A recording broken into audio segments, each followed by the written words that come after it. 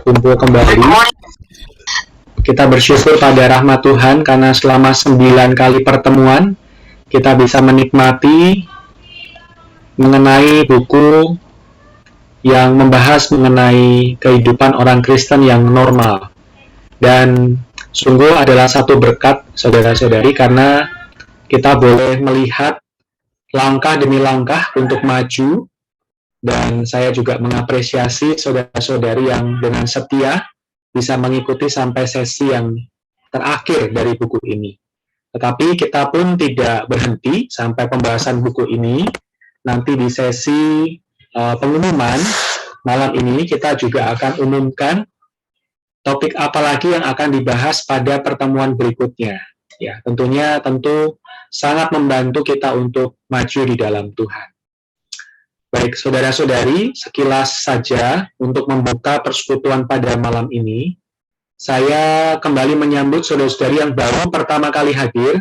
Saya ucapkan selamat datang, selamat bergabung. Semoga walaupun baru pertama kali ikut di sesi yang ke-9, ya, tetapi saudara-saudari bisa menikmatinya. Dan juga kita sama-sama berdoa agar ini bukan hanya menjadi satu pengajaran yang mengisi pengetahuan kita, tetapi sungguh kita domba memiliki jalan maju, ya. Dan kita malam ini akan masuk ke dalam jalan maju yang terakhir, yaitu mengenai memikul salib, ya. Saudara-saudari, tentu perkataan atau judul ini seringkali ya menjadi satu momok yang mengerikan, ya, karena memikul salib, ya. Kalau kita mengundang saudari dengan judul yang sangat ceria, sangat sukacita, ya, tentu kita akan juga menyambutnya dengan senang, ya, saudari. Tetapi firman Tuhan tetaplah firman Tuhan dan kita tetap mau setia memberitakannya, ya. Mari kita melihat apa yang Tuhan katakan melalui poin ini, ya, saudara-saudari. Baik, kita akan mulai persekutuan kita, tetapi saya kembali mengingatkan saudari untuk bisa merename nama saudara-saudari dengan awalan asal kota, ya, lalu dengan nama Anda. Tetapi jika Anda sudah mempunyai kode BSTL, Anda tidak perlu mengubahnya, ya. Tetapi untuk Anda yang baru pertama kali hadir, baru bergabung, kami menyarankan supaya bisa mendata dari mana saja peserta yang ikut pada malam ini dengan awalan lokal atau kota diikuti dengan nama saudara-saudari. Sehingga kami bisa mendata dan juga merapikannya. Baik, saudari sekalian, saya akan mengawali di dalam doa. Semoga Tuhan merahmati kita. Kita persiapkan hati kita, ya, saudari-saudari. Tuhan Yesus, kami memuji-Mu karena dari minggu demi minggu Engkau telah memimpin kami sampai kepada pertemuan yang terakhir dari buku Menempuh Kehidupan Orang Kristen yang Normal. Tuhan, kami sungguh mendambakan pewahyuan. Kami mendambakan terang-Mu menyoroti kami. Tuhan, kami mau menjadi seorang yang menerima dengan lemah lembut firman yang tertanam, yang bisa, yang berkuasa menyelamatkan kami.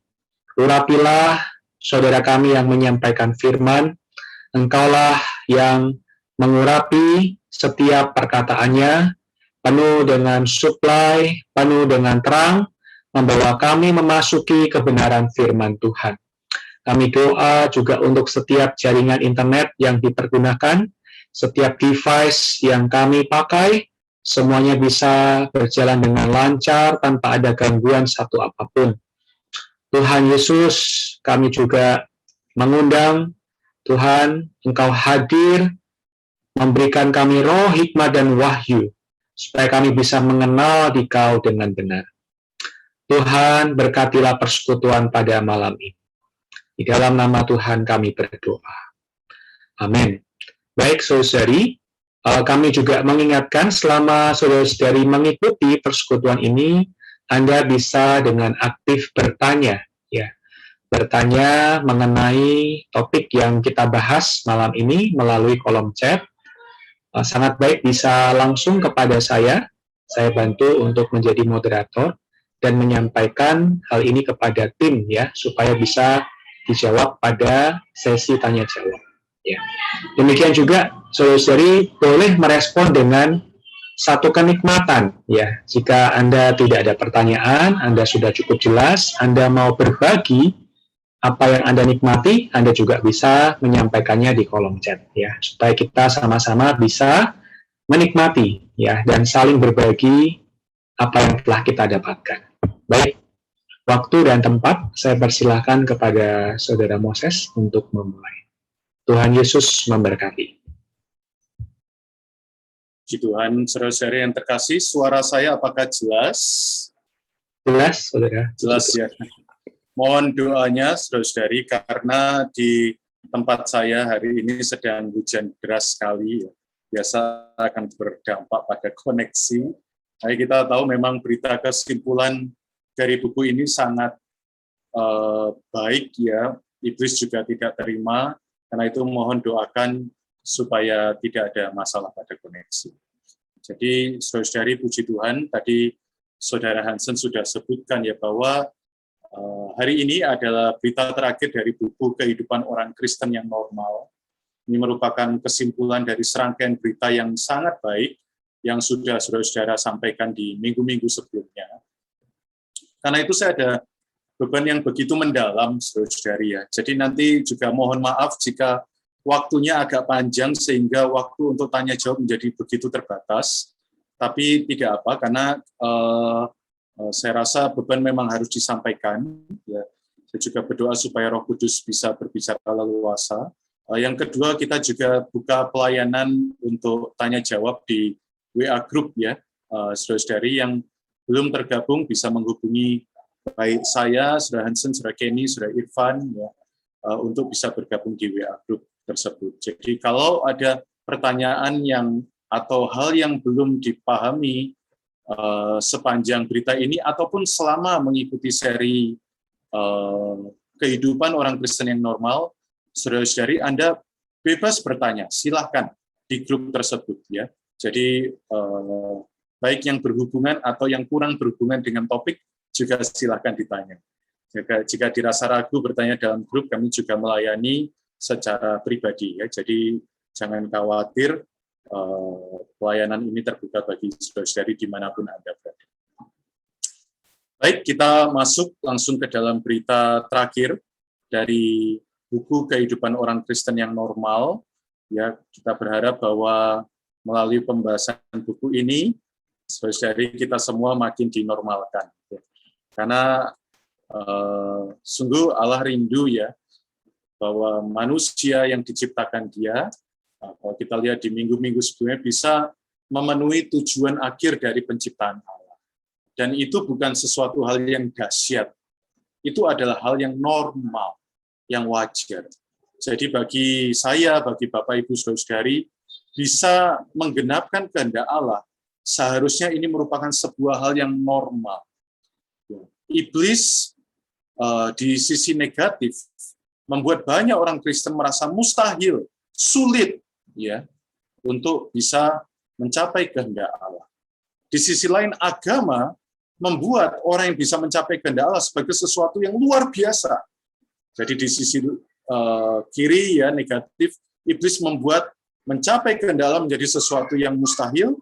Kemudian di sisi yang lain melalui agama, iblis juga dalam di balik semuanya itu memberitahu bahwa bisa mencapai kehendak Allah adalah sesuatu yang luar biasa. Hanya orang-orang tertentu saja yang mungkin. Tetapi kalau kita melihat di dalam Alkitab, mulai dari kitab Kejadian hingga Wahyu, bahwa bagi manusia bisa menggenapkan kehendak Allah adalah sesuatu yang normal. Sesuatu yang apa, saudara-saudari? Normal. Karena itu buku ini menyadarkan kepada saya, kepada kita semua, bahwa bagaimana hidup orang Kristen yang normal, ya, kita lihat ada beberapa hal, ya, setidaknya ada 5 jalan. 5 jalan bagi penemuan kehidupan orang Kristen yang normal. Ya, yang pertama adalah kita perlu mengetahui, ya. Jadi perlu mengetahui Kemudian setelah mengetahui, kita nggak cukup mengetahui, juga perlu memandang. Bapak Ibu, penghidupan orang Kristen yang normal tidak berhenti pada mengetahui, tapi juga harus memandang, ya, mendapat wahyu. Kemudian respon dari orang yang mengetahui, memandang Allah adalah orang yang mempersembahkan diri. Kita lihat ya di Jalan Maju yang ketiga. Nah, orang yang mempersembahkan diri adalah orang yang hidup oleh Roh, dan orang yang hidup oleh Roh senantiasa memikul salib. Jadi demikian urutannya. Saya rasa ini juga sudah disampaikan di minggu-minggu sebelumnya, tapi supaya bagi yang baru bergabung Anda bisa dapat sedikit backbone, ya, tulang punggung dari buku ini, ya, kita bisa melihat bahwa sejak kita diselamatkan, lahir kembali, kita nggak berhenti di sana keselamatan kita, tapi kita harus maju, ya, maju untuk mengenal Dia lebih dalam, maju untuk mengetahui Dia lebih baik. Tapi nggak cukup hanya mengetahui, kita perlu juga memiliki mata yang terbuka, memandang Dia di dalam penghidupan setiap hari, ya, akhirnya mempersembahkan diri, hidup oleh Roh, dan memikul salib. Nah, saudara-saudari, itu di sisi satu, ya, kita perlu ada sebuah jalan yang maju. Tapi di sisi yang lain, ada dua permasalahan manusia. Saudara-saudari, ada dua permasalahan manusia. Nah, permasalahan manusia itu hanya bisa ditanggulangi melalui dua hal. Darah Kristus dan salib Kristus.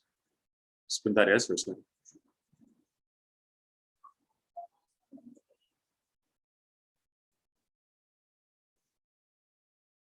Baik.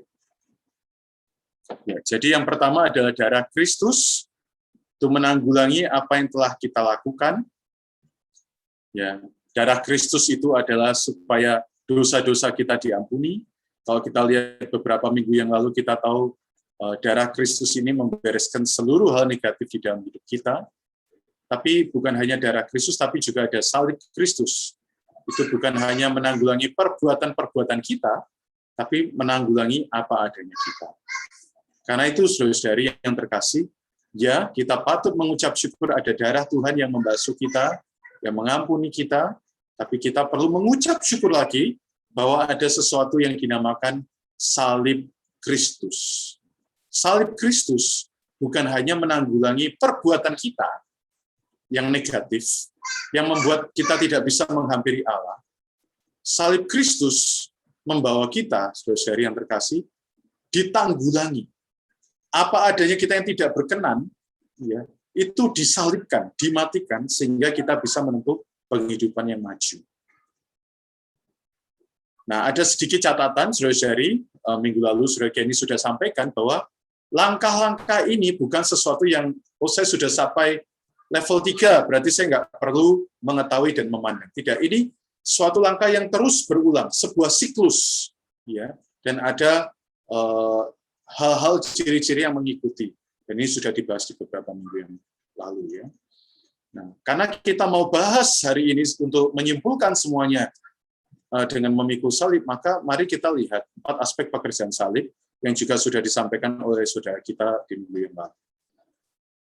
Jadi 4 aspek pekerjaan salib ini kita melihat, ya, ada darah Kristus, ada salib Kristus, tapi kita juga tidak boleh lupa dari salib itu bukan hanya darah yang dialirkan, tetapi juga ada air yang dialirkan.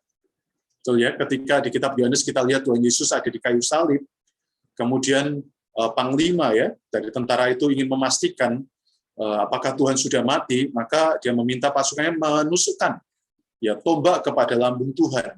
Dan di kitab Yohanes itu kita lihat dari lambungnya mengalir darah dan air. Nah, darah adalah untuk menyingkirkan segala hal negatif, ya. Pekerjaan iblis, dosa, ya. Semua hal negatif melalui darah dan salib ini disingkirkan. Ini adalah aspek pemulihan. Tetapi air, ya, di mana di dalamnya ada lambang dari hayat Tuhan, adalah sarana kita bisa mencapai tujuan. Jadi, saudara-saudari, betul tadi, ya, kita patut mengucap syukur untuk darah Tuhan yang sudah diberikan. Tetapi darah saja tidak cukup. Saudara-saudari, Ibrani pasal 9 berkata, tanpa penumpahan darah tidak ada pengampunan dosa. Ya, kita bisa mengucap syukur dan bersorak, terima kasih Tuhan untuk darah-Mu, sehingga aku tidak lagi berdosa, aku diampuni. Tetapi kalau hidup orang Kristen stop sampai di situ dan menanti masuk surga, betapa minimnya pengalaman orang Kristen. Dan arti dari penciptaan manusia menjadi begitu receh ya, atau menjadi begitu kecil, sempit. Saudara-saudari yang terkasih, Anda dan saya Tuhan ciptakan di atas bumi ini bukan hanya untuk diampuni dosanya. Allah tidak menciptakan kita dari bermula hanya untuk menikmati pengampunan dosa. Tetapi pengampunan dosa itu harus dikerjakan supaya kita bisa mengerjakan kehendak Allah, mencapai tujuan Allah. Dan yang bisa mengerjakan kehendak Allah dan mencapai tujuan Allah hanya hayat Allah yang terkandung di dalam putranya Yesus Kristus. Saudara-saudari, selama 33,5 tahun, Yesus Kristus sepenuhnya melakukan kehendak Allah. Apapun yang dia lakukan, sepenuhnya kehendak Allah. Puji Tuhan. Di dalam Yohanes 10 ayat 10, kita tahu bahwa maksud kedatangan Tuhan ke bumi bukan menebus dosa kita. Yohanes 10 ayat 10 berkata, aku datang supaya mereka dosanya diampuni. Tidak, aku datang supaya orang-orang Farisi menjadi orang Kristen. Tidak. Saudari, aku datang, Yesus datang adalah supaya kita mempunyai hayat. Dan mempunyai hayat dengan berlimpah. Kenapa? Karena melalui hayat, melalui hidup kekal Allah yang diimpartasikan ke dalam kita, ketika kita percaya dan lahir kembali, saudari, kita bukan hanya menjadi orang yang dibebaskan dari dosa, tapi kita dikembalikan ke kedudukan yang normal. Apa itu kedudukan yang normal? Manusia diciptakan seturut gambar dan rupa Allah untuk berkuasa. Saudara-saudari, kalau pengalaman kita hanya sampai bersorak-sorak karena dosa diampuni, belum selesai, saudari. Pengalaman itu baru setengah, atau mungkin nggak sampai setengah. Tapi kita harus tahu, setelah kita diampuni, kita harus terus menerima impartasi hayat, supaya melalui hayatnya di dalam kita, kita bisa mencapai tujuan Allah. Saudari, mencapai tujuan Allah adalah hal yang normal, hal yang wajar. Allah ingin semua yang mengikuti Bible Study malam hari ini, Anda dan saya tidak terkecuali, dipenuhi hayat Allah, sehingga kita bisa bersama-sama mencapai tujuan Allah. Bukan hanya orang yang menggunakan dasi dan jas yang bisa mencapai tujuan Allah. Bukan orang dengan gelar pendeta, pastor, yang bisa mencapai tujuan Allah. Semua orang Kristen yang percaya, Tuhan rindu bisa mencapai tujuan Allah. Tidak ada yang dibeda-bedakan. Tidak ada yang lebih rendah, tidak ada yang lebih tinggi. Saudari ya, kita semua sama di hadapannya. Maksud keselamatan yang Allah berikan pada kita, supaya kita bisa mencapai tujuan. Amin, saudari. Jadi Anda dan saya sama-sama berharga di hadapan Allah. Nah, tetapi untuk mencapai tujuan Allah, ada jalan maju yang harus kita tempuh, supaya hayat Kristus bisa bekerja di dalam kita, saat di sisi lain, maut juga bisa bekerja di dalam kita. Itu kita perlu memikul salib. Nah, sekarang mari kita lihat terlebih dulu apa tujuan Allah. Ini hanya merimain, karena minggu demi minggu sudah dibacakan ya. Yaitu Allah ingin mendapatkan suatu bangsa yang tiap-tiap anggotanya memiliki satu roh yang berhubungan dengannya. Karena dia adalah roh. Bangsa itu memiliki hayat Allah sendiri, bisa bekerja sama dengan Allah, mengalahkan setiap tipu muslihat yang dilancarkan oleh musuh, bahkan menyingkirkan segala pekerjaan musuh, sehingga kehendak Allah yang semula dapat terampungkan. Bukankah di kitab Kejadian 1 ayat 26, waktu Allah ingin manusia berkuasa, harusnya ayat itu berhenti ya, ketika ditulis bahwa mereka berkuasa atas seluruh bumi, harusnya kan berhenti. Tapi ternyata masih koma, karena bukan hanya berkuasa atas seluruh bumi, tapi tujuan Allah menciptakan Anda dan saya, supaya juga bisa berkuasa atas segala binatang melata yang merayap di bumi. Siapakah binatang melata yang merayap di bumi? Itu adalah si ular tua itu, yaitu si musuh. Karena itu, saudara-saudari, ya, inilah tujuan Allah. Dia menebus supaya dia bisa masuk ke dalam Anda dan saya sebagai hayat dan segala sesuatu, dan melalui kita berhubungan dengannya setiap hari, karena tadi darahnya mendamaikan kita, memulihkan kita, sehingga hayat kita dan hayatnya bisa berhubungan, dan apa yang terjadi, kita bisa mengalahkan musuh. Amin ya, saudara-saudari. Moga sedikit pembuka dari segenap rangkaian berita, dari berita 1 hingga 12 yang lalu, ya bisa membawa kita benar-benar nampak ya bahwa tujuan Allah menciptakan kita ini tidak rendah, tidak murahan. Tujuan Allah menciptakan manusia itu begitu besar. Karena itu untuk pekerjaan yang besar, dia sudah merampungkan semuanya. Di atas salib dia berkata sudah genap. Namun hari ini ada satu hal yang perlu kita lakukan. Terus ada kemajuan. Di satu sisi, pada fakta objektif, dia sudah menggenapkan semuanya, merampungkan semuanya, tapi di dalam pengalaman kita perlu mencapai kepada kegenapan itu. Hari demi hari makin maju. Mencapai apa yang sudah Tuhan genapkan bagi kita. Baik, bagaimana jalannya? Tidak lain ya, melalui memikul salib. Nah, kita tahu melalui setiap hal yang sudah disampaikan, mari kita lihat terlebih dulu, ya. Kenapa kita perlu melihat tujuan Allah dan bagaimana kita mencapai tujuan Allah, dan kenapa ini adalah sesuatu yang saudara-saudari, ada sebuah rencana yang tidak terhentikan, ya. Jadi tujuan Allah bisa terpostpone, ya, tertunda, tetapi tidak bisa terhentikan. Sebenarnya mengatakan tujuan Allah tertunda juga saya rasa kurang tepat, tetapi Petrus berkata bahwa kita bisa mempercepat kedatangan Tuhan. Artinya, kalau ada yang bisa mempercepat kedatangan Tuhan, ada juga oknum yang suka menunda kedatangan Tuhan. Ya, moga kita bukan menjadi orang yang menunda rencana Allah terjadi atas hidup kita. Tapi setidaknya, saudara-saudari, kita tahu bahwa rencana Allah mau dipercepat, mau tertunda, rencana Allah ini tidak terhentikan. Rencana yang seperti apa? Di dalam kitab Efesus pasal 3, ayat 9-11 saya bacakan. Dan untuk menyatakan apa isi tugas penyelenggaraan rahasia yang telah berabad-abad tersembunyi dalam Allah, yang menciptakan segala sesuatu, supaya sekarang oleh gereja, oleh jemaat, yaitu oleh Anda dan saya, diberitahukan berbagai ragam hikmat Allah kepada pemerintah, penguasa-penguasa di surga, sesuai dengan maksud abadi yang telah dilaksanakannya dalam Kristus Yesus Tuhan kita.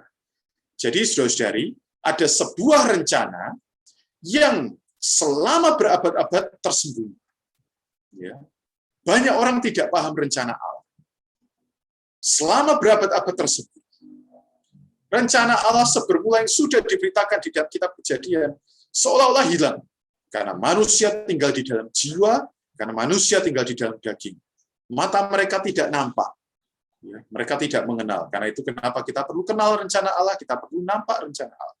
Karena ilah zaman ini membutakan ya banyak orang dari rencana Allah yang tersembunyi selama berabad-abad ini. Tapi puji Tuhan, melalui gereja, rencana Allah ini bisa diberitakan. Apa itu? Rencana Allah yang tersembunyi adalah sebuah tugas penyelenggaraan. Dalam bahasa Inggrisnya, ini adalah sebuah dispensation.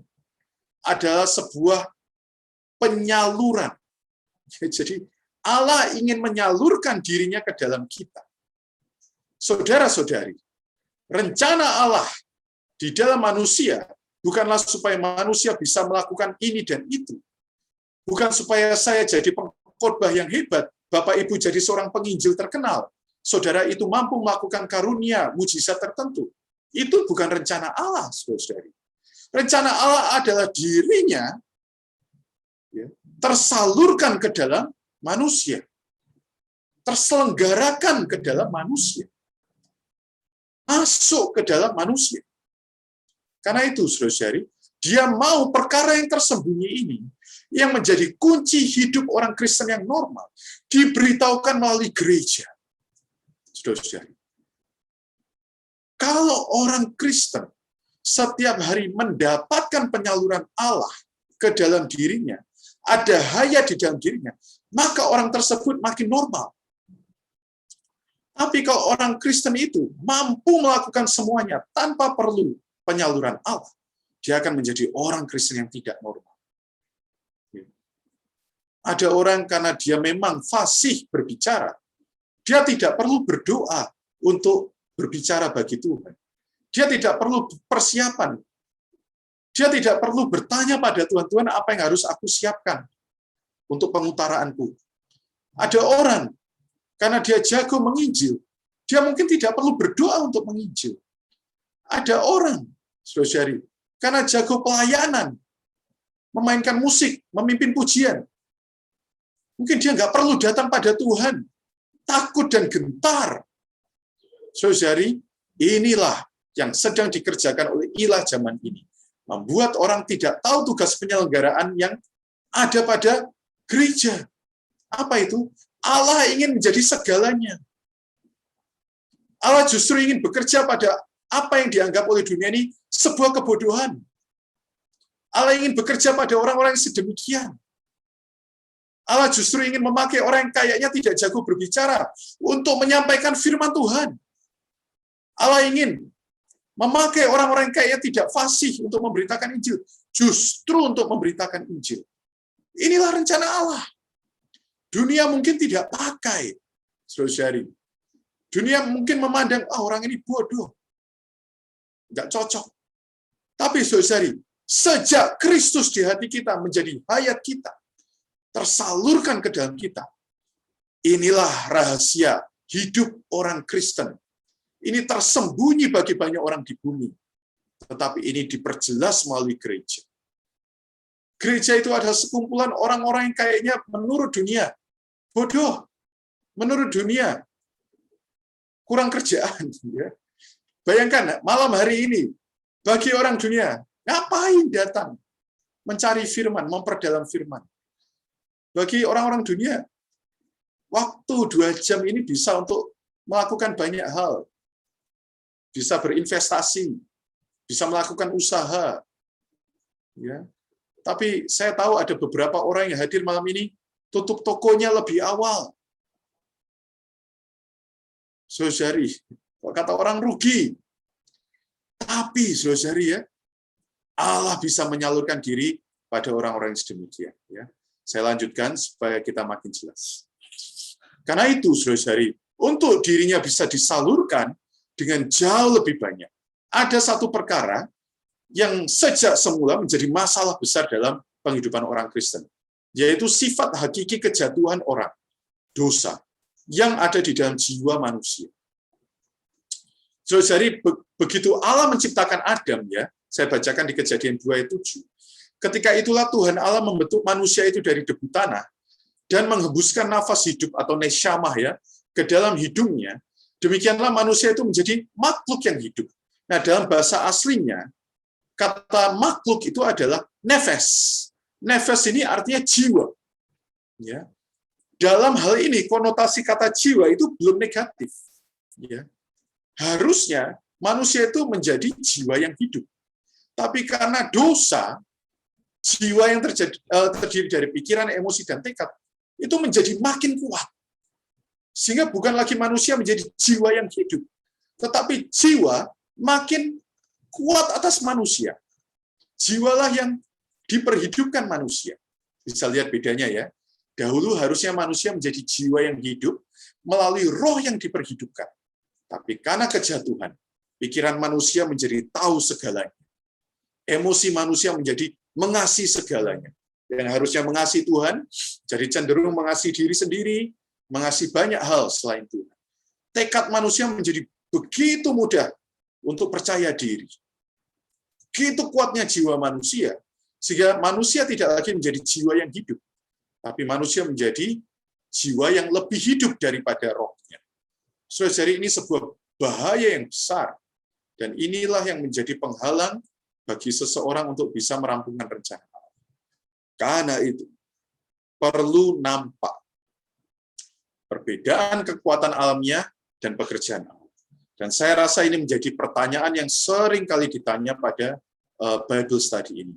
Bagaimana sih kita membedakan ini kehendak Allah atau ini kehendakku sendiri? Betul nggak Bapak Ibu? Sering kali ketika kita berbicara mengenai kehendak Allah timbul pertanyaan, gimana ya cara membedakannya? Sama. Dalam hal ini sering juga orang bertanya, gimana saya bisa membedakan pelayanan yang saya kerjakan atau hal yang saya kerjakan ini adalah dari rohku atau dari jiwaku. Saudara-saudari, kita perlu nampak kekuatan alamiah dan pekerjaan Allah. Karena semuanya itu tersimpulkan ke dalam satu pertanyaan yang besar, siapa yang menjadi sumbernya? Tadi saya sudah sebutkan, ya, ada orang memang terlahir punya karunia. Tapi, saudara-saudara, waktu mengerjakan karunia tersebut, belum tentu itu pekerjaan Allah. Ada orang bisa menyembuhkan, tapi juga banyak orang yang tidak percaya Allah bisa menyembuhkan. Ada orang bisa membicarakan firman dengan fasih, ada juga orang ateis yang bisa membicarakan firman dengan fasih. Kenapa? Karena semua itu berasal dari sumber kekuatan alamnya. Nggak perlu berdoa, nggak perlu takut kehilangan hadirat Allah. Karena cukup percaya diri, aku bisa kok. Ada, saudara-saudari. Tidak salah, tidak sedikit, ya. Tapi, saudara-saudari, kita perlu melihat pekerjaan Allah, sumbernya adalah Allah. Nah, kita bisa lihat ya definisi kekuatan alamiah itu apa. Kekuatan alamiah, jadi kita bisa mulai tahu kita ada dalam kekuatan alamiah kalau segala sesuatu dapat kita lakukan tanpa perlu berdoa dan bersandar pada Allah. Ini ada di bab 12 dari buku Kehidupan Orang Kristen yang Normal. Tetapi pekerjaan Allah adalah mutlak bersandar pada Tuhan, bergantung pada Allah. Jadi akibat dari Adam makan pohon pengetahuan, buah dari pohon pengetahuan baik dan jahat, bukan hanya dia berdosa, diusir dari Taman Eden, bukan hanya itu. Tapi ada sebuah prinsip yang akhirnya terukir di dalam hidupnya, yaitu prinsip merdeka dari Allah. Prinsip mampu melakukan tanpa Allah. Saudara-saudari, prinsip ini ada di dalam saya dan Anda. Dunia membentuk sebuah sistem supaya kita bisa mengembangkan prinsip ini. Tapi saudara-saudari, di dalam gereja, kita perlu belajar untuk mengambil jalan yang lain, prinsip yang lain, yaitu mutlak, bersandar pada Allah, bergantung pada Allah. Seperti apa yang disampaikan dalam Matius pasal 15 ayat 13 dikatakan, ya Yesus ini adalah teladan, ya, dia berkata bahwa setiap tanaman yang tidak ditanam oleh Bapakku yang di surga akan dicabut dengan akar-akarnya. Saudari, ini adalah sebuah warning, ya, peringatan yang serius. Saya bisa saja pelayanan. Saya bisa saja memberitakan firman. Tapi kalau itu tidak berasal dari Bapa yang di surga, kelak pada kedatangannya yang kedua kali, semua pekerjaan saya, semua pelayanan saya akan dicabut dengan akar-akarnya. Tidak ada yang terhitung di hadapan Allah. Saudari, ini bukan menyiram air dingin pada Anda, oh kalau gitu saya nggak usah pelayanan. Oh justru kalau Anda tidak melayani, tambah lagi. Ya, itu bukan hal yang normal. Karena melayani Tuhan adalah respon yang normal dari orang yang mengasihi Tuhan. Tapi marilah kita baik-baik datang pada Tuhan. Berdoa pada Tuhan. Apakah penghidupanku sebagai orang Kristen, apakah pelayananku sebagai orang yang mengasihi Tuhan adalah bersumber dari Bapa? Karena kita perlu ingat, setiap tanaman yang tidak ditanam oleh Bapa akan dicabut dengan akar-akar. Nah, sekarang bagaimana caranya, Saudara Moses? Saya tahu, ya, ini berasal dari diriku sendiri atau enggak. Saya punya kerinduan untuk melayani Tuhan. Saudari, kita perlu terang Allah dan pengenalan. Perlu terang Allah dan pengenalan. Mazmur 36 ayat 10 berkata, sebab padamu ada sumber hayat. Di dalam terangmu kami melihat terang. Saudara-saudari, di dalam terangmu, ini mengacu kepada terang yang objektif, ya. Ini adalah terang yang pertama, terang Allah yang menyoroti. Kami melihat terang. Kami melihat terang ini menjadi terang yang subjektif, terang yang pribadi, saudara-saudari. Hanya dengan terang dua ganda ini, ya saya ulang ya, hanya dengan terang dua ganda ini, baru kita bisa mulai mengenal yang kulakukan ini, ya, berasal dari kapasitas alamiahku sendiri atau dari pekerjaan Allah. Saudara-saudari, kita perlu terang Allah. Di dalam terang Allah, kita bisa mendapat terang yang pribadi. Nah, dari mana sumber terang Allah ini? Saudari, tidak lain adalah dari firman Tuhan. Mazmur 119 ayat 130 berkata, bila tersingkap, firman-firman-Mu memberi terang, memberi pengertian kepada orang bodoh. Ibrani 4 ayat 12, sebab firman Allah hidup dan kuat, dan lebih tajam daripada pedang bermata dua manapun. Ia sanggup membedakan pertimbangan dan pikiran hati kita. Saudara-saudari, ini luar biasa. Kita sedang bicara mengenai memikul salib. Tetapi sebenarnya memikul salib yang sejati dimulai dari mengenal kondisi diri kita. Memikul salib yang sejati bukan seberapa aku menderita bagi Tuhan. Tadi di awal saudara Hansen berkata, begitu dengar kata salib, banyak orang mulai ketakutan. Kenapa? Karena konsep salib di benak mereka ada, aku mau berusaha melayani Tuhan, menderita bagi Tuhan, apa yang bisa aku beri bagi Tuhan. Ya. Kalau perlu, hidupku, jiwaku, semuanya aku beri pada Tuhan, semakin aku menderita, semakin Tuhan senang. Tidak ada yang salah dengan itu. Tapi kembali, apa yang menjadi sumber? Kalau sumber dari persembahannya adalah diri sendiri, saudara-saudari, hasilnya pada akhirnya adalah maut. Saya tidak mau menyalahkan siapapun, saudara-saudari, tapi saya pernah ada di dalam pengalaman tersebut. Karena alamiah saya ingin menyenangkan Tuhan, saya persembahkan ini dan itu, tapi ujung-ujungnya saya baru tahu, daging sayalah yang ingin dimuliakan. Daging sayalah yang ingin menonjol. Saya berkedok melayani Tuhan, mempersembahkan yang terbaik bagi Tuhan. Tapi sebenarnya semua adalah supaya dipuji manusia. Diri saya dimuliakan. Saudara-saudari, di saat itulah saya baru menyadari, ya, terang Tuhan menyadari saya. Semua berasal dari diri sendiri, semua berasal dari daging. Tapi puji Tuhan, setidaknya ada terang Tuhan yang menyoroti saya. Nah, dari mana? Ya dari firman. Karena itu, saudara-saudari, memikul salib Tuhan, perkara pertama yang harus dilakukan adalah datang pada firman. Tidak ada salib tanpa firman. Karena tanpa firman tidak mungkin ada terang. Saudari, di luar firman semua hanya ada kegelapan.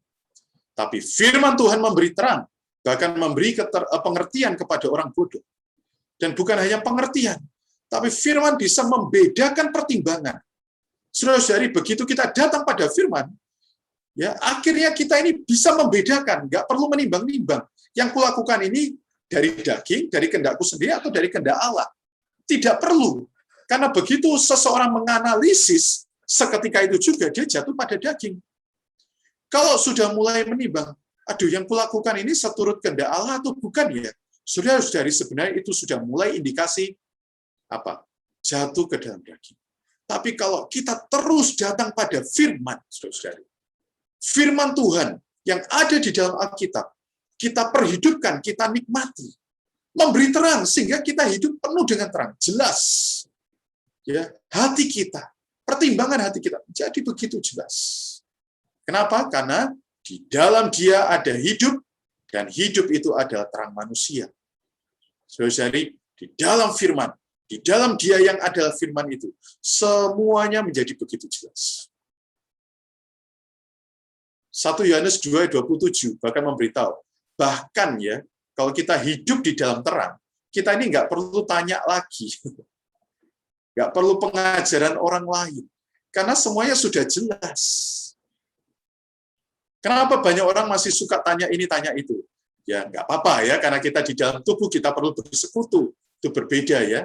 Tapi yang bahaya, kenapa orang mulai tanya kepada orang pintar, ya, kepada sesuatu. Akhirnya, mereka tidak terbiasa tanya pada Tuhan di dalam firman, akhirnya tanyanya kepada seorang tokoh tersebut.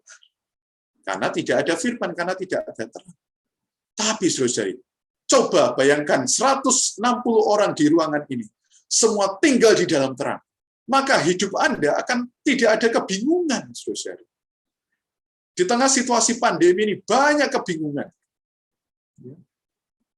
Sore ini saya cukup shock ya, waktu saya mempertimbangkan firman, saya berdoa, persiapan, ada berita yang melanda, keluarga saya kena musibah. Saudara-saudari, kalau saya nggak ada di dalam firman, saya pasti bingung. Keluarga saya melayani Tuhan semua. Tapi kok bisa Tuhan izinkan kena musibah? Ya. Saya pasti jatuh ke dalam pemikiran, akhirnya nggak bisa persiapan malam ini, nggak bisa menyampaikan.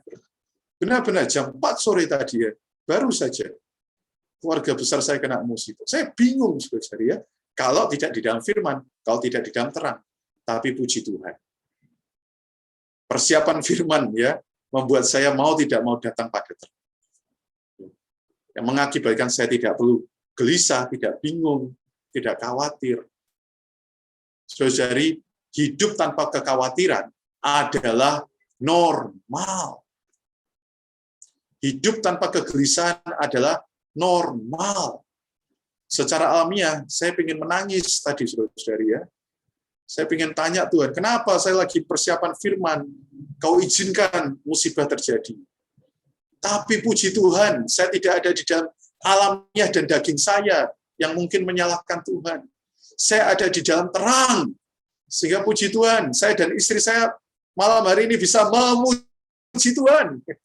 Dan ini bukan satu hal yang spektakuler, saudara-saudari. Situasi pandemi ini justru ingin memurnikan kita, menormalkan kita. Sehingga hal-hal kecil yang kayaknya tidak pernah diucapkan syukur, itu bisa mulai kita ucapkan syukur. Apa itu hal kecil yang nggak pernah kelihatan? Kalau orang sakit sembuh, itu hal besar. Orang mau mati tiba-tiba hidup, itu hal besar.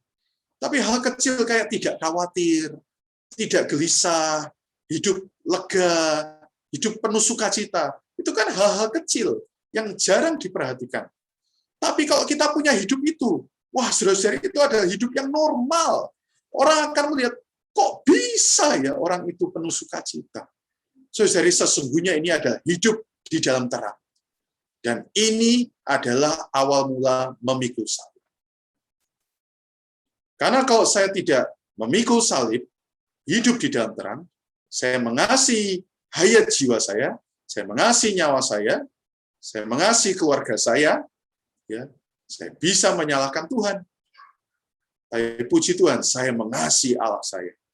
Sekali lagi mohon darah Tuhan menudungi saya, bukan sedang mengumbar penghidupan pribadi saya, boasting, ya, menyombongkan.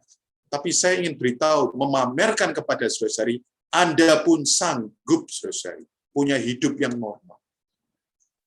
Tuhan Yesus berkata, barang siapa mau mengikut aku, kalau dia tidak benci ayahnya, ibunya, tidak benci keluarganya, dia tidak layak mengikut aku. Firman ini susah dipahami. Sampai kita semua ada di dalam terang, maka kita tahu, oh begini, tidak mengasihi orang dengan alamiah, tetapi mengasihi mereka dengan kasih Kristus, dengan terang Allah. Ya, adalah ketika kita hidup dalam terang. Nanti kita akan melihat lebih detail dan lebih jelas. Ya, ini baru di awal, saudara-saudari. Karena itu mohon maaf jika ini agak panjang, tapi saya mau pastikan di dalam kesimpulan ini semua jelas, ya, saudara-saudari. Nah, dasar bagi kita untuk bisa hidup di dalam terang, ya, melakukan kehendak Allah, yaitu ini ada pelayanan yang sejati, prinsipnya adalah perlu mati dan bangkit. Tuhan Yesus memberi kita sebuah teladan. Dia berkata bahwa aku tidak dapat berbuat apa-apa dari diriku sendiri. Sebab aku tidak menuruti kehendakku sendiri, melainkan kehendak Dia yang mengutus aku. Ini menarik sekali ya. Sejak Tuhan lahir, inilah yang ada di dalam hidupnya, saudara. Ketika dia berusia 12 tahun, ya, seturut hayat alamiah, harusnya dia meminta maaf bukan kepada orang tuanya, karena membuat orang tuanya khawatir dan gelisah. Tapi tidak pernah terlihat Tuhan meminta maaf di Alkitab, karena dia tahu betul hidup menurut kehendak Allah. Dia sedang ada di rumah Bapaknya. Jadi bukan berarti, oh kalau begitu kita menjadi orang yang arogan, tidak minta maaf, dan mengatakan, oh aku hidup menurut kehendak Allah. Justru tidak ya. Karena kita semua adalah orang berdosa, kita harus banyak meminta ampun pada Tuhan, meminta maaf pada saudara kita. Itu justru adalah hidup di dalam terang. Tapi Tuhan Yesus karena dia tidak berdosa, dia hidup di dalam terang, dia jelas bahwa apapun yang dia lakukan adalah tidak menurut kehendak sendiri, melainkan hidup menurut kehendak dia yang mengutus dirinya. Di ayat 19 berkata, aku berkata kepadamu sesungguhnya, anak tidak dapat mengerjakan sesuatu dari dirinya sendiri. Jadi sekali lagi, saudara-saudari, hayat di dalam kita adalah hayat yang sepenuhnya bergantung pada Bapa. Dan hayat ini bisa demikian karena hayat ini adalah hayat yang sudah mati dan bangkit. Saudara-saudari, Tuhan Yesus harus dibaptis. Bukan karena Tuhan Yesus orang yang berdosa loh, Bapak Ibu sekalian. Tidak ada dosa, sekali lagi ya. Sekalipun dia hidup di dalam daging yang menyerupai dosa. Tapi Tuhan Yesus tidak pernah berdosa dan padanya tidak ada dosa. Kalau begitu kenapa harus dibaptis? Bukankah Kisah Para Rasul 2 ayat 39 berkata, berilah dirimu dibaptis sehingga kamu mendapat karunia Roh Kudus dan dosamu diampuni. Bukankah dibaptis adalah supaya dosa diampuni? Saudara-saudari, dibaptis bukan hanya supaya dosa diampuni. Dibaptis ada dibawa ke dalam kematian Tuhan dan kebangkitan Tuhan. Supaya apa? Supaya bisa mengerjakan kehendak Allah. Karena itu malam hari ini, jika ada saudara-saudari yang belum dibaptis, saya mau beritahu Bapak Ibu, dibaptis itu bukan hanya untuk supaya kita jadi orang Kristen yang baik. Atau ada saya melayani sekelompok mahasiswa, mereka menunda baptisan karena berkata, aku belum cukup baik, Kak Moses. Karena itu aku nggak mau baptis dulu. Saudara-saudari, mau sampai Tuhan datang, hidup kita ini nggak akan cukup baik. Tapi kenapa kita perlu dibaptis? Supaya kita dibawa ke dalam kematian dan dibangkitkan. Apa itu maksudnya? Waktu kita dimatikan dan dibangkitkan, hayat yang bergantung pada Bapa itu diberikan, dimasukkan ke dalam kita, sehingga kita punya modal untuk bisa melakukan kehendak Allah. Kalau kita tidak mau dibaptis, saudari, selamanya kita tidak punya modal untuk bisa melakukan kehendak Allah. Karena itu perkara baptis itu perkara yang besar. Dan sukacita baptisan adalah sukacita yang besar. Karena sejak saya dibaptis, saya berkualifikasi, saya punya modal untuk melakukan kehendak Allah. Kenapa? Karena hayat yang melakukan kehendak Allah di dalam Yohanes pasal 5 ini sudah ada pada saya. Hayat saya selalu ingin melakukan kehendak saya sendiri. Tetapi melalui terang firman, sekali lagi, melalui hayat di dalam saya. Tadi kita tahu padamu ada sumber hayat, dan di dalam terang, kami melihat terang. Melalui hayatnya yang adalah terang ini makin menyoroti. Ya, bahwa saya tidak bisa melakukan semuanya dengan kehendak saya. Moga ini jelas, saudari ya, bahwa di dalam kehidupan orang Kristen yang normal, sepenuhnya perlu melalui prinsip mati dan bangkit. Saudara, dari pengalaman yang subjektif akan salib, sebenarnya tidak lain adalah pengalaman mati dan bangkit. Kenapa? Di satu sisi ya, faktanya Roma 6 ayat 6 sudah berkata bahwa manusia lama kita ini telah turut disalibkan. Jadi waktu Tuhan Yesus disalibkan 2000 tahun yang lalu, kita ini juga sudah disalibkan. Tapi di dalam pengalaman subjektif, pengalaman setiap hari, karena sekali lagi, bagi yang mengikuti seri manusia rohani ya beberapa bulan yang lalu, kita masih ingat bahwa sejak kita diselamatkan, kita ini ada dua kubu. Ya. Satu kubu adalah Allah, kubu yang lain adalah daging. Ya, roh atau daging, Allah atau iblis. Nah, karena itu di dalam pengalaman selalu menjadi pergumulan. Ya. Secara fakta kita sudah disalibkan, tetapi secara pengalaman kita perlu membawa salib ini, memikul salib ini setiap hari. Kenapa? Lukas 17 memberi kita sebuah peringatan, ingatlah akan istri Lot. Apa yang terjadi dengan istri Lot, saudara-saudari? Dia menoleh ke belakang. Saudara-saudari, hidup yang menoleh ke belakang ya, adalah hidup yang tidak mau memikul salib. Kenapa, saudara-saudari? Karena di belakang selalu ada hal yang nyaman buat istri Lot. Nyaman bagi nyawanya, nyaman bagi hayat jiwanya, atau kalau mau saya sederhanakan, nyaman bagi kesenangannya. Saudara-saudari, hidup yang di belakang kita ini adalah hidup yang selalu membuat daging merasa empuk, daging merasa nyaman, daging merasa ada perhentian. Penghidupan yang tidak perlu memandang ke depan, penghidupan yang bersandar kepada diri sendiri, penghidupan yang memuaskan hawa nafsu. Saudari, bahkan kalau saya boleh bicara, penghidupan yang tidak bergantung pada Allah, itu ada penghidupan istri Lot. Dan manusia, orang Kristen terutama, terbiasa dengan hidup yang sedemikian. Karena daging manusia lebih sering diberi makan daripada rohnya. Sejak saya lahir, sampai saya baptis usia 13 tahun, saya percaya Tuhan secara pribadi, saya sudah memberi makan daging saya selama 13 tahun. Dan sejak saya umur 13 hingga hari ini usia 32, saudari, sudah daging saya ini juga tetap diberi makan. Roh saya juga diberi makan. Tapi setidaknya 13 tahun saya perlu catch up, perlu mengejar. Karena itu banyak hal di dalam daging saya ini. Ya, selalu memanggil, ayo Moses kembali lagi, oleh ke belakang, cara hidup yang lama. Saudari, inilah yang perlu hari demi hari kita tangguhkan. Nah, bagaimana caranya? Tetap kembali kepada kunci kita yang awal, hidup di dalam terang.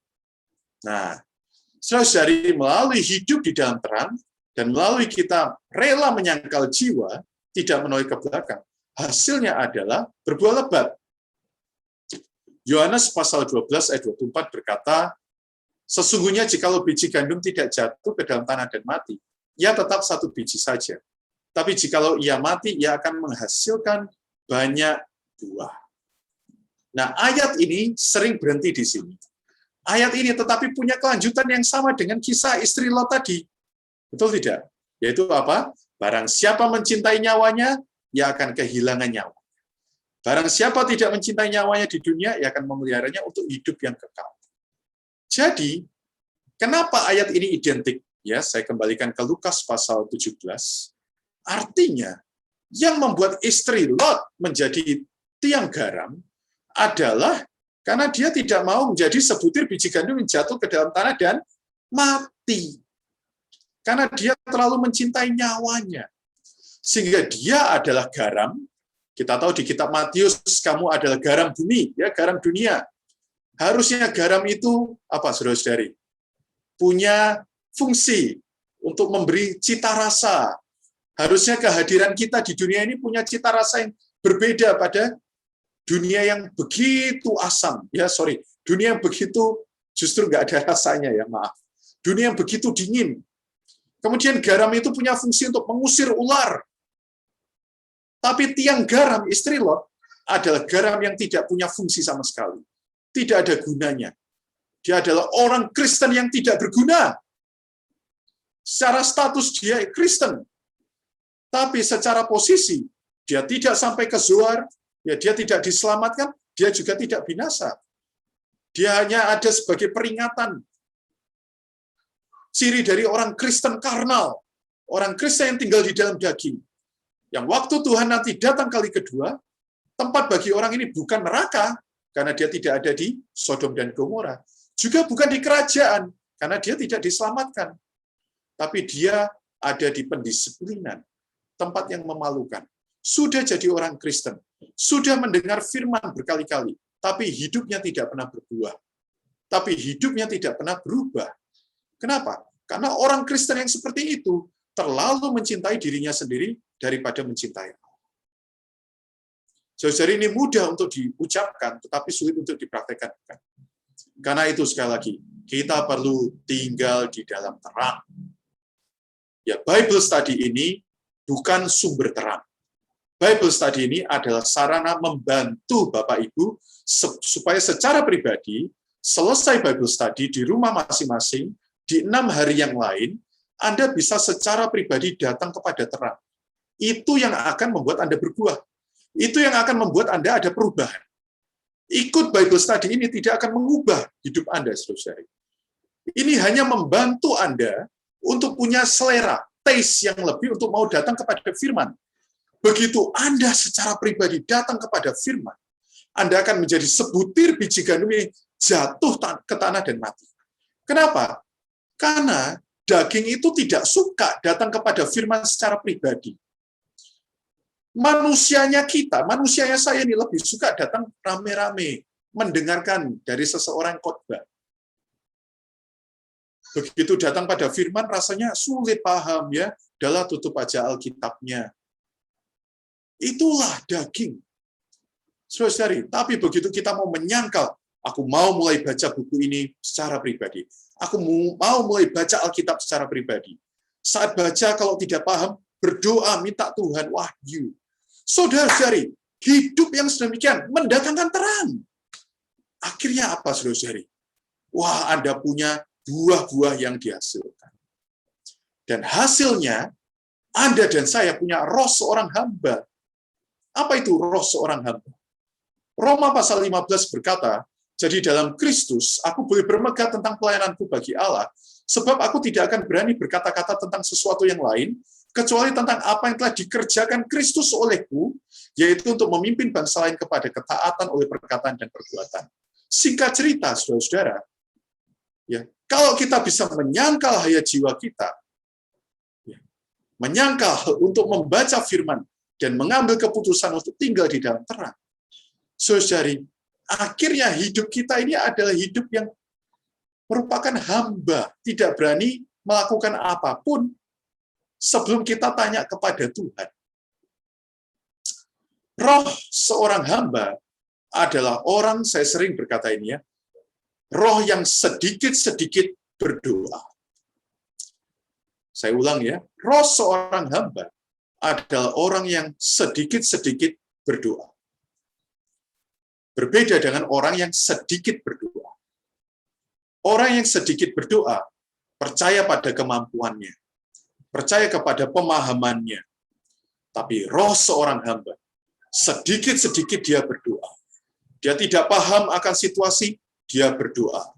Dia tidak paham akan firman, dia berdoa. Dia tidak tahu akan apa yang harus dikerjakan, dia berdoa. Saudara-saudari, akhirnya apa yang terjadi pada orang yang punya roh seorang hamba? Ini ada di berita ke-14 dari buku Kehidupan Orang Kristen yang Normal. Berita ke-13. Apa yang dikerjakan adalah apa yang Kristus kerjakan. Karena dia sepenuhnya bersatu dengan Tuhan. Inilah kehidupan memikul salib. Memikul salib sekali lagi bukan bicara mengenai penderitaan. Berusaha untuk menahan hawa nafsu, berusaha untuk sabar, berusaha untuk tidak marah, berusaha untuk tidak gampang emosi. Saya jamin gagal, saudara-saudari. Karena itu bukan memikul salib. Itu berusaha naik ke salib. Tapi orang yang memikul salib tahu fakta bahwa aku sudah disalibkan. Sekarang tugasku adalah tetap tinggal di atas salib. Bagaimana caranya? Hidup di dalam terang. Bagaimana cara hidup di dalam terang? Tadi kita sudah lihat, 1, datang pada firman, 2, datang pada dia, karena dia adalah terang. Karena itu tidak ada jalan lain, saudari, menjadi orang Kristen yang normal, yang tidak berani berbuat apa-apa tanpa perkenan Allah, adalah menjadi orang yang tinggal di dalam roh dan firman. Kayaknya klise ya, ujung-ujungnya ke sana lagi, ke sana lagi. Ya, saudara-saudari. Karena sampai sekarang, belum ada orang yang bisa sepenuhnya hidup di dalam roh dan firman. Karena itu harus jadi pengalaman kita. Itulah sebabnya Saudara Kenny terus tekankan. Ini ada pengalaman yang terus berulang-ulang, sampai kita matang, sampai kita dewasa. Apa itu? Tinggal di dalam roh, tinggal di dalam firman. Amin, saudara-saudari. Ya, moga firman Tuhan ini bisa jelas. Memikul salib bukanlah perkara yang luaran. Memikul salib adalah sebuah ekspresi dari orang yang tinggal di dalam roh dan firman. Dan akhirnya, hasil akhir, ya, Tujuan Allah tergenapi. Tujuan Injil tergenapi. Rencana yang tersembunyi tadi tergenapi. Ekspresi dari orang yang hidup di dalam roh dan firman ada di dalam seluruh kitab Injil. Saya bacakan setidaknya di Markus pasal 14. Ada seorang wanita, ya saya bacakan saja, ketika Yesus berada di Betania, di rumah Simon Sekusta, ya Betania kita ingat ada 3 orang yang cukup kita kenal, yaitu Marta, Maria, dan Lazarus, betul ya, di Betania. Marta, Maria, dan Lazarus. Datanglah seorang perempuan membawa suatu buli-buli pualam. Seorang perempuan ini tidak disebut namanya di kitab Markus, tapi kalau kita lihat kitab yang lain, ini mengacu kepada Maria, berisi minyak narwastu murni yang mahal harganya. Dan setelah dipecahkannya leher buli-buli itu, dicurahkannya minyak itu ke atas kepala Yesus. Saudari, ya, Maria atau perempuan ini mengambil yang paling mahal yang dia punya, dia pecahkan untuk Tuhan. Inilah orang Kristen yang normal. Manusia di dunia ya, tidak ada yang mengasihi Tuhan. Di Betania itu banyak yang kumpul.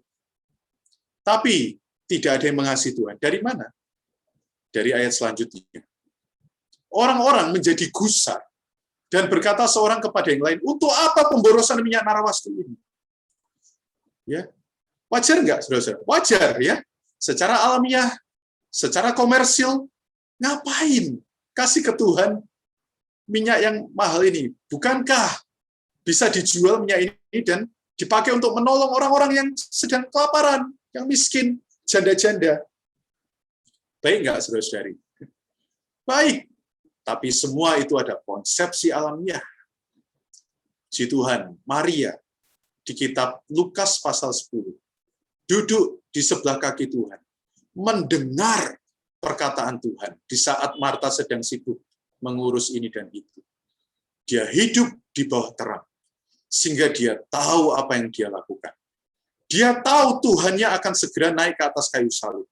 Dia tahu bahwa kesempatan ini akan segera lewat kalau dia nggak baik-baik mempersembahkan.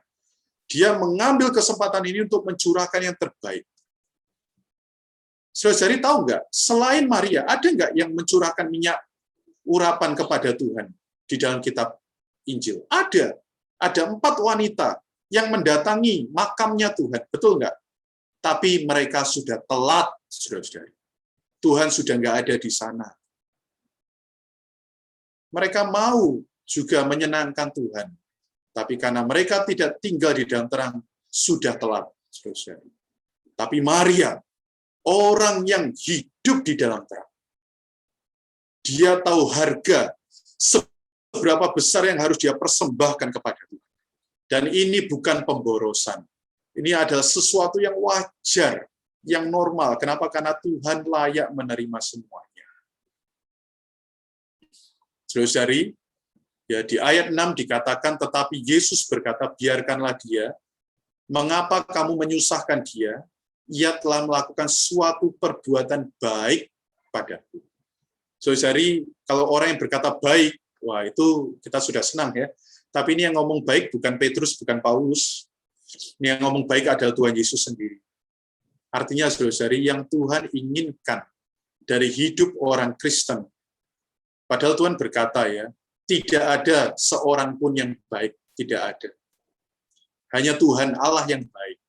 Tapi perempuan yang tidak disebut namanya ini seketika bertolak belakang. Ya.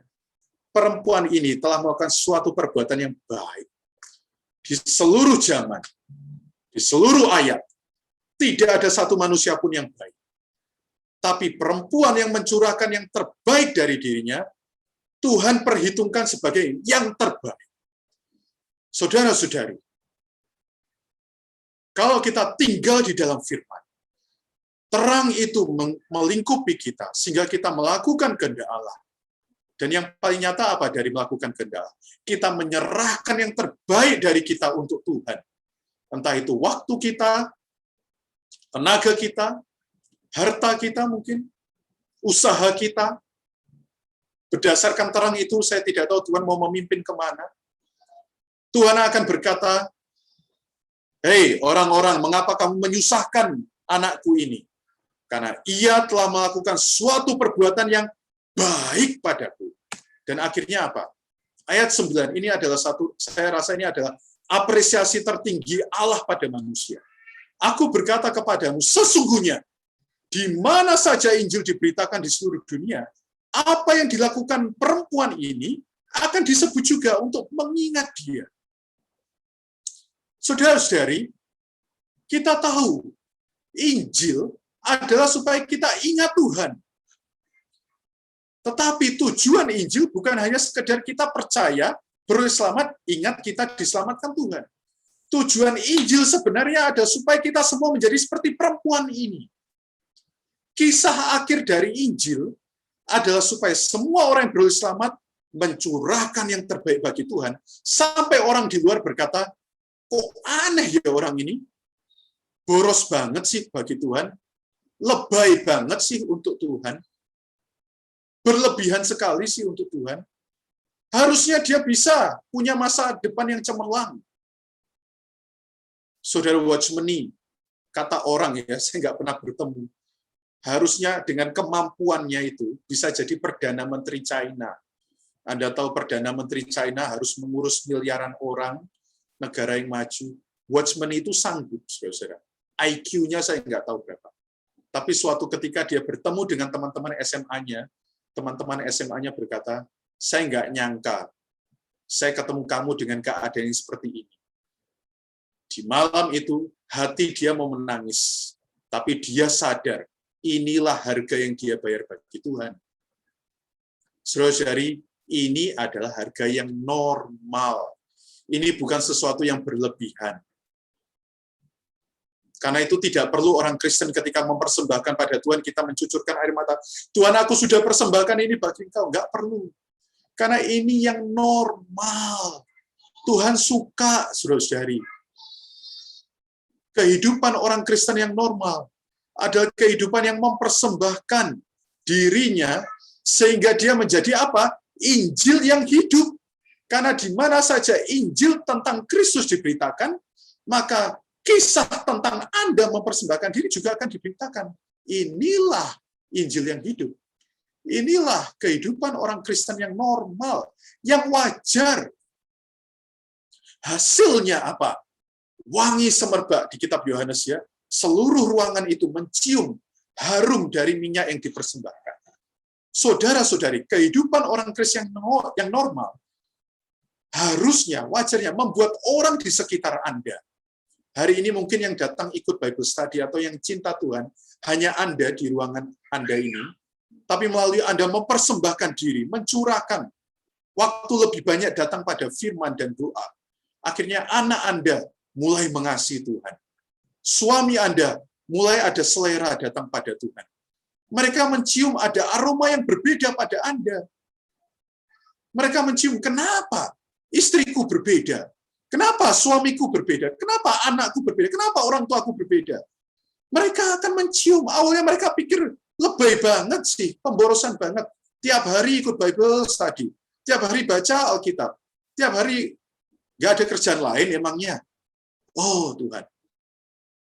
Kalau kita persembahkan diri kita, maka orang yang tidak punya selera pada Tuhan akhirnya mulai ada selera. Saudari, inilah tujuan Injil dan inilah kehidupan orang Kristen yang normal. Amin, saudara-saudari. Ya, moga beban ini tersampaikan.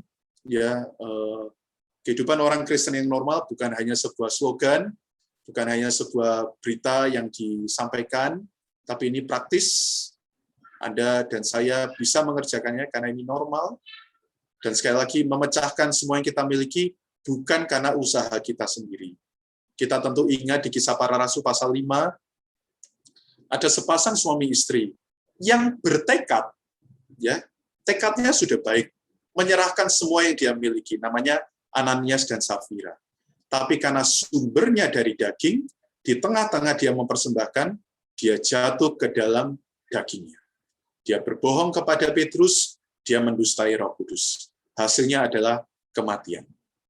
Saudari, semua yang berasal dari daging, ujungnya adalah maut.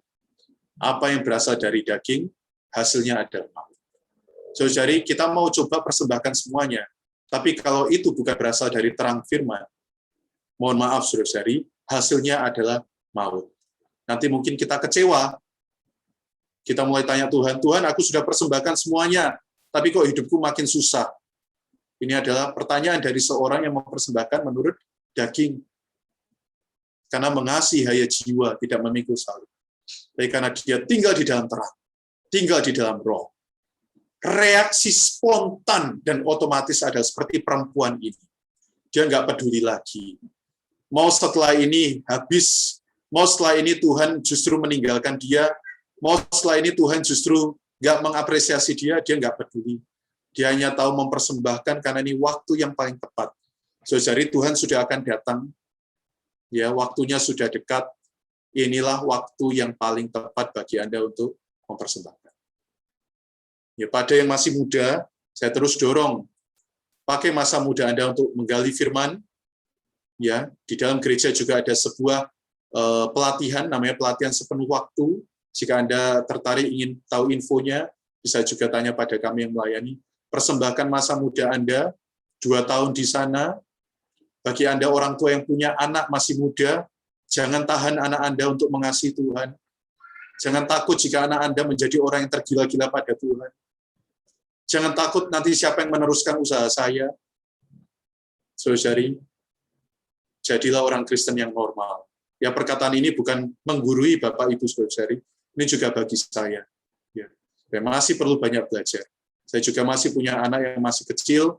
Saya juga mungkin sekarang masih muda berkata, saya persembahkan anak saya pada Tuhan. Nggak tahu nanti ketika anak saya mungkin punya prestasi, punya usaha, saya mulai menimbang-nimbang mungkin ya, waduh lebih baik anak saya kerja 2 dunia, nanti uangnya untuk masa pensiun saya atau apa. Bisa jadi. Karena itu pada akhirnya kita perlu belas kasihan Tuhan. Mulia bagi Tuhan, saudari, mohon maaf waktunya mungkin banyak terpakai, kita nggak bisa banyak tanya jawab. Saya tutup di dalam doa. Terima kasih Tuhan Yesus atas firman-Mu. Terima kasih untuk seri kehidupan orang Kristen yang normal, Tuhan. Kami tidak mau hanya menjadi orang Kristen yang selesai diselamatkan menunggu masuk surga. Karena tidak ada orang Kristen yang demikian, Tuhan. Oh Tuhan Yesus, kami mau menjadi orang yang benar-benar memikul salib kami melalui datang kepada firman dan roh itu. Tuhan setiap hari tinggal di dalam hadirat-Mu, di dalam kehendak-Mu, sehingga kami tidak bingung akan hidup kami, dan akhirnya kami bisa menjadi orang-orang yang mempersembahkan yang terbaik yang kami miliki. Terima kasih Tuhan, kami mengasihi. Amin. Saya kembalikan ke Saudara Hansen. Puji Tuhan. Baik, terima kasih untuk Saudara Moses yang telah menyampaikan pemberitaan pada malam ini. Kita masuk ke dalam sesi tanya-jawab. Baik, ada 3 pertanyaan yang telah masuk. Kami masih menunggu. Jika ada saudari yang mau bertanya, silahkan. Pertanyaan yang pertama mungkin Saudara Moses mau coba menjawab, yaitu bagaimana kita bisa mempercepat kedatangan Tuhan. Ya, demikian. Nanti pertanyaan berikutnya akan saya sampaikan kembali. Baik, silakan. Amin. Saudari, kita harus lihat ya di dalam kitab Wahyu bahwa kedatangan Tuhan itu dipengaruhi oleh salah satunya persiapan mempelai perempuan. Ya, jadi persiapan mempelai perempuan. Karena Yerusalem yang baru di dalam Wahyu pasal 21 akan turun bagaikan pengantin perempuan yang sudah siap sedia ya, dengan mempelai pria. Nah, mempelai perempuan ini adalah gereja. Di kitab Efesus pasal 5, ya kita lihat ilustrasi atau personifikasi yang digunakan oleh Paulus kepada jemaat gereja di Efesus ya, mengenai hubungan Kristus dan gereja yang dilambangkan dari hubungan suami istri. Nah, dikatakan bahwa begitu Kristus itu mengasihi gereja hingga ia menyerahkan nyawanya untuk gerejanya ya. Nah, di sisi lain gereja ini harus mempersiapkan diri supaya bisa berdandan sehingga tidak ada lagi cacat dan kerut melalui apa? Memandikan dirinya di dalam air dalam firman. Jadi ada beberapa hal saudari yang bisa kita kerjakan untuk mempercepat kedatangan Tuhan. Di aspek pribadi, kita perlu banyak datang kepada firman. Kenapa? Karena firman selain tadi, kalau kita lihat, membawa kita kepada terang. Firman ini juga adalah firman yang membasuh, yang membuat kita ini bebas dari cacat dan kerut. Ya, ini aspek pribadi. Jadi, banyak hal yang serupa dengan cacat kerut, emosi kita, kedagingan kita itu dibasuh di dalam firman. Ya. Tapi secara korporat, karena sekali lagi, penghidupan Kristiani bukan penghidupan pribadi saja, tapi secara korporat, kita perlu terbangun dengan gereja. Karena itu, saudara-saudari, gereja itu tidak bisa terbangun kalau tiap orang Kristen masih tinggal di dalam denominasi-denominasi.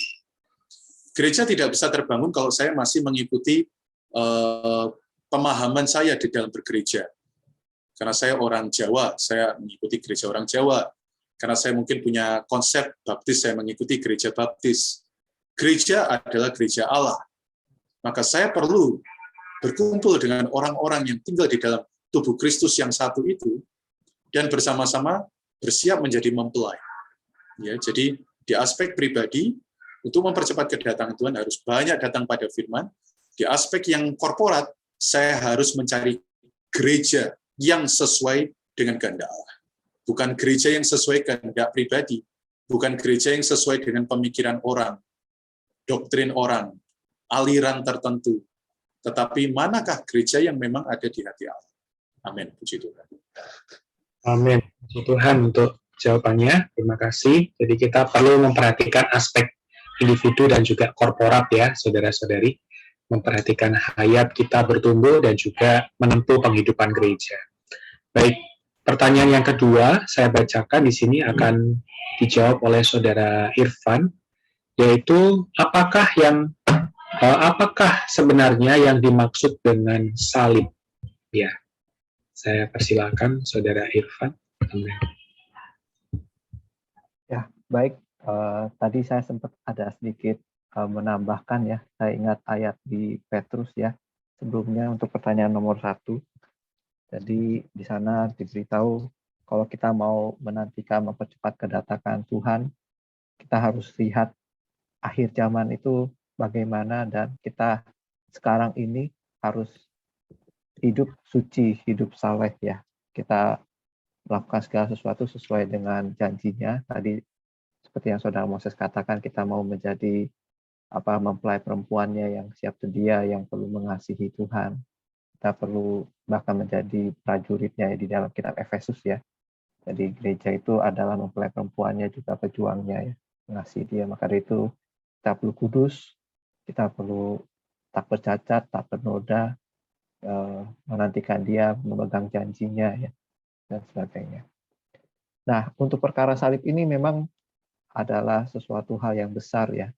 Jadi kalau misalkan ditanya apa yang dimaksud dengan salib, tentu salib adalah penebusan ya. Jadi apa yang telah Tuhan kerjakan itu adalah salib, yaitu bagaimana dia mati menggantikan kita, ya kan?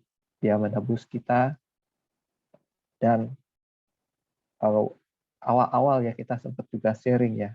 Jadi salib itu bukan penderitaan, tetapi salib itu adalah pergantian. Jadi ketika kita bicara mengenai salib, aku disalibkan dengan Kristus, aku digantikan dengan Kristus. Ya, bukan lagi aku, tetapi Kristus. Ya. Jadi secara singkat, hari ini kalau misalkan kita berkata kita perlu menempuh kehidupan yang memikul salib, ya kita menyangkal diri, kita mau dimatikan, dan Tuhan hidup ya. Jadi adalah pergantian, dan kita menyadari atau mengakui pekerjaan Allah yang menebus kita. Kita bukan lagi milik kita sendiri, tetapi milik Allah. Ya. Jadi demikian. Baik, puji Tuhan ya untuk makna salib yang kita bisa lihat dari terang firman Tuhan. Baik, pertanyaan berikutnya adalah dibaptis, mungkin ini tadi telah disampaikan oleh saudara Moses ya, dibaptis kita diberi modal, yaitu hayat Kristus. Bukankah hayat tersebut sudah diberikan saat kita percaya kepada Tuhan? Ya, saya persilakan Saudara Moses untuk menjawabnya. Amin. Nanti mohon ditambahkan ya jika kurang. Jadi saudara-saudari, kita perlu sadar memang bahwa hayat yang di dalam kita adalah hayat Allah yang tidak bersandar pada diri sendiri ya tadi ya. Sebenarnya bersandar pada Allah. Respon yang wajar dari seorang yang memiliki hayat Allah ya adalah dirinya diakhiri ya karena dia ingin sepenuhnya hayat Allah diperhidupkan. Jadi kalau orang itu benar-benar percaya, maka tidak ada masalah bagi dirinya untuk dibaptis. Yang jadi pertanyaan, sudah percaya, kenapa tidak mau dibaptis? Nah, itu yang jadi pertanyaan sesungguhnya. Karena orang yang sudah percaya dan mengaku diri sudah percaya, maka dia akan rindu untuk menggenapkan kehendak Allah. Dia mau ya mengerjakan rencana Allah, mencapai tujuan Allah. Dia mau menyenangkan Allah, setidaknya begitu bahasa sederhana. Nah, yang jadi pertanyaan, kenapa tidak mau dibaptis? Bisa jadi belum tentu dia benar-benar percaya pada Allah. Berbeda cerita dengan orang yang memang ada keterbatasan, seperti penyamun yang ada di atas salib. Ya. Dia tidak ada waktu lagi untuk turun dari salib, masuk ke sungai Yordan. Ya. Mungkin kalau diberi kesempatan, dia mungkin mau, tapi yang tidak ada kesempatan. Ya maka saat itu juga, dia bersama Tuhan ikut ke Firdaus. Ada banyak hal kita juga tahu, di rumah sakit mungkin ya, ada orang yang belum peroleh selamat, kita beritakan Injil, dia percaya, di saat-saat sebelum Tuhan panggil. Ya, puji Tuhan, dia bisa memperoleh hayat Allah. Tapi bagi kita yang masih sehat, masih punya kesempatan untuk menggenapkan kehendak Allah, kalau yang demikian kan udah nggak ada kesempatan melakukan kehendak Allah ya. Bagaimana bisa ya di atas ranjang sakit ya. Mohon maaf saya lagi kalau salah. Tapi bagi kita yang masih punya kesempatan, saudara-saudari, kita punya kesempatan menggenapkan kehendak Allah melalui diakhiri dan memperhidupkan hayat itu. Nah, bagaimana kita bisa diakhiri dan memperhidupkan hayat kalau tidak dibaptis? Jadi demikian jawabannya, bisa ditambahkan. Amin, puji Tuhan ya. Saya rasa ini juga sangat baik ya. Kita perlu nampak perihal menggenapkan kehendak Allah. Amen. Baik, pertanyaan berikutnya. Mungkin Saudara Irfan mau membantu menjawab. Saya bacakan. Saudara, bagaimana caranya kita tahu bahwa manusia lama kita telah turut disalibkan? Ya, silakan pada Saudara Irfan. Kami persilahkan. Amin.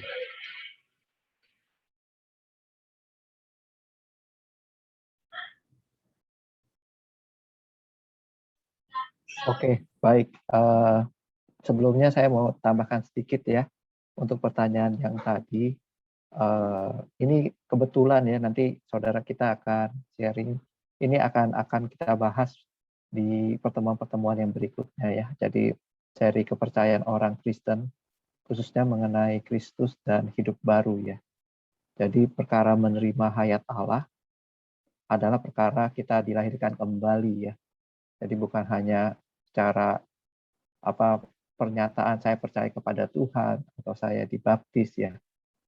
Perkara kelahiran kembali, bahkan di dalam bahasa aslinya kita percaya ini menerima ya, bukan hanya percaya kepada Tuhan, kita percaya ke dalam Dia, kita masuk ke dalam Dia, sehingga Roh itu melahirulangkan kita, sehingga kita menjadi anak-anak Allah dan kita memiliki hayat Allah.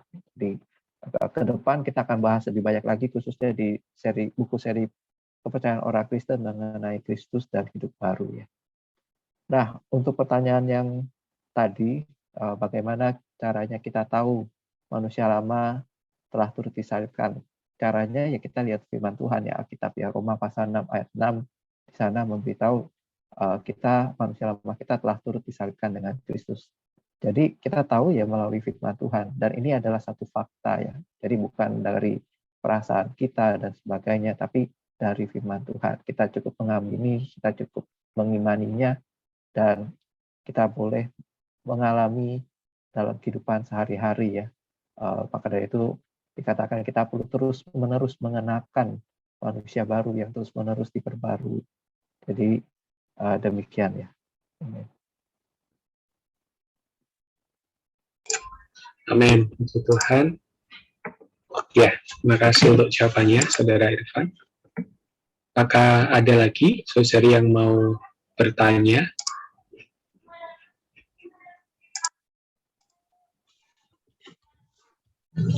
Baik, saudari, saya akan memberikan pengumuman. Ya, tadi telah disampaikan juga oleh Saudara Irfan ya, sedikit clue ya mengenai apa yang akan kita bahas di pertemuan yang selanjutnya. Ya, saudari, tadi telah disinggung satu buku ya yang akan nanti kita bahas.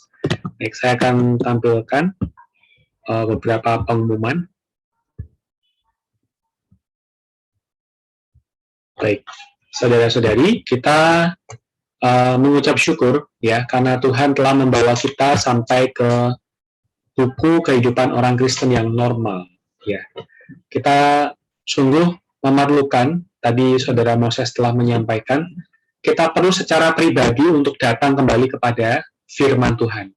Jadi betul pertemuan pada setiap Rabu malam ini membukakan satu selera rohani untuk kita menggali firman Tuhan. Dan melalui kita datang kepada firman, di sanalah kita bisa mendapatkan terang. Ya, mendapatkan terang, memasuki firman-Nya yang memberikan kita supply, ya. Dan kita masuk ke dalam pengalaman, ya, saudari. Karena itu kami sangat mendorong saudara-saudari untuk bisa mendapatkan buku dari seri kehidupan orang Kristen yang normal yang telah kita bahas sampai pertemuan malam ini untuk bisa dibaca kembali. Ya. Baik, untuk pertemuan yang selanjutnya kita akan membahas buku dari seri kehidupan orang Kristen, seri kepercayaan dari orang Kristen yang normal. Ya. Jadi ini adalah seri kepercayaan. Ya. Apa sih yang mendasar, yang perlu menjadi satu kepercayaan bagi orang Kristen yang normal? Ya, saya coba baca kutipannya di bawah ini. Ya. Buku ini membahas tentang kepercayaan orang Kristen yang normal secara mendasar.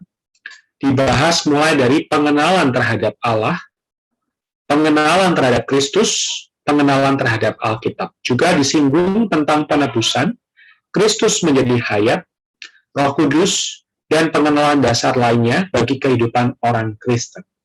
Isi buku ini tepat dan berguna bagi semua orang yang sedang mencari dan mendambakan kebenaran.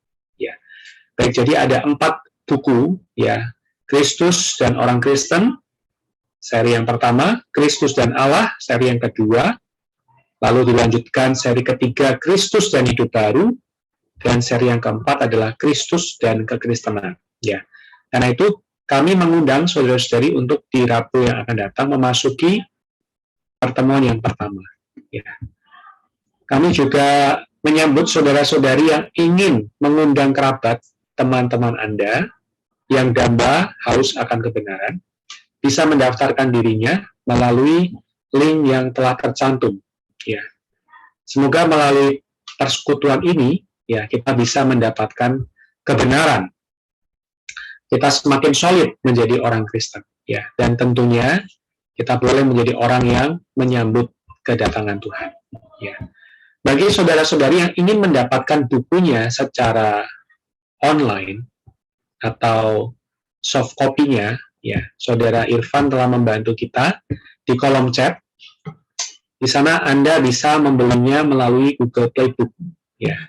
Tetapi jika Anda merasa nyaman dengan buku fisik, secara fisik, Anda bisa menghubungi kami yang melayani untuk bisa mendapatkan bukunya, ya.